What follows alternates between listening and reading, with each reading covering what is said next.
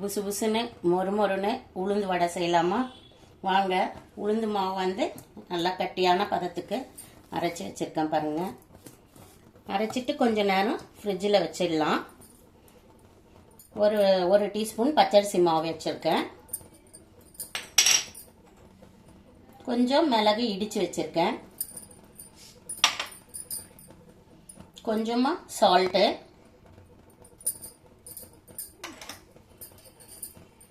சீரகம்,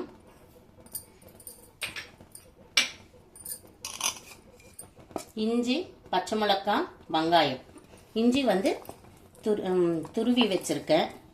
துருவி வைக்கும்போது வடை சாப்பிடும்போது பசங்களுக்கு தென்பட்டாலும் பெரிய விஷயமா இருக்காது.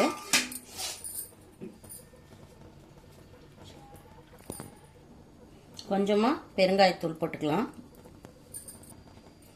ஒரு விஸ்க் வச்சு நல்லா மிக்ஸ் பண்ணிக்கலாம். விஸ்க் வச்சு மிக்ஸ் பண்ணும்போது நல்ல உபரியாக வரும். கிரைண்டரில் தான் அரைச்சிருக்கேன், அதனால் ஒன்றும் பிரச்சனை இல்லை. நார்மலாகவே உபரியாக வரும். இதே நீங்கள் மிக்சியில் வச்சு அரைச்சிங்கன்னா இந்த விஸ்கில் கொஞ்சம் நல்லா வந்து அடிச்சுக்கோங்க. எல்லாமே எல்லா இடத்துலையும் மிக்ஸ் ஆக்குற மாதிரி இருக்கும். ஈஸியாகவும் இருக்கும். வடை வந்து உபரியாகவும் ஆகும். மாவு வந்து நல்லா மிக்ஸ் பண்ணியாச்சு. இதோட கருவேப்பிலை, கொத்தமல்லி, கீரை எது இருந்தாலும் நல்லா பொடிசாக கட் பண்ணி போட்டுக்கோங்க.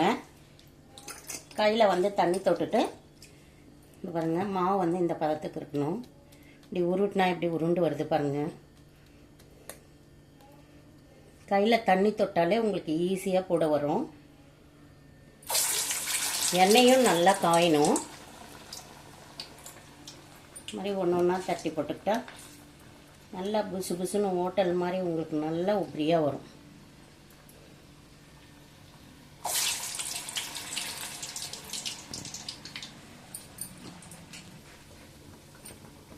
கொஞ்ச நேரம் வந்து வெந்த பறக்க திருப்பி விடலாம். கொஞ்சம் கலர் சேஞ்ச் ஆகணும். இப்போ திருப்பி விடலாமா? பாருங்கள், கலர் சேஞ்ச் ஆகிருக்கு. சேஞ்ச் ஆனவுடனே திருப்பி விட்டிங்கன்னா நல்லாயிருக்கும்.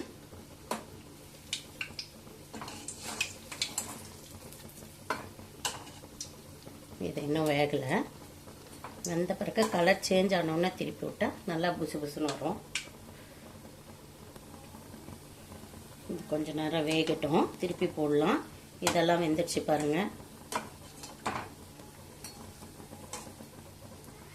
இதை எடுத்துடலாம். நல்லா புசு புசுன்னு மொறுன்னு வடை ரெடி ஆகிடுச்சு. எடுத்துடலாம்.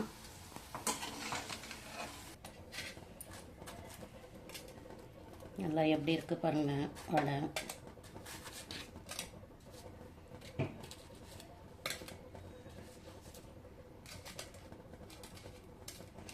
இதுக்கு சாம்பார்,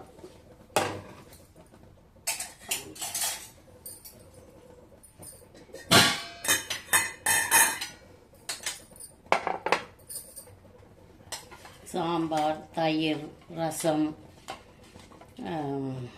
தேங்காய் சட்னி, மொச்சக்கடலை சட்னி, கார சட்னி எல்லாத்தோடு சாப்பிட்லாங்க. ரசமானு நினைக்காதீங்க. ரச வடை யாரெல்லாம் சாப்பிட்ருக்கீங்கன்னு சொல்லுங்கள். ரொம்ப சூப்பராக இருக்குங்க ரச வடை. பாருங்கள், மேலே மொறுன்னு இருக்கு, உள்ளே வந்து எப்படி புசுன்னு இருக்கு பாருங்கள். செமையாக இருக்குது. இந்த மாதிரி நீங்களும் செஞ்சு பார்த்துட்டு பிடிச்சிருந்ததுன்னா லைக் பண்ணுங்கள்.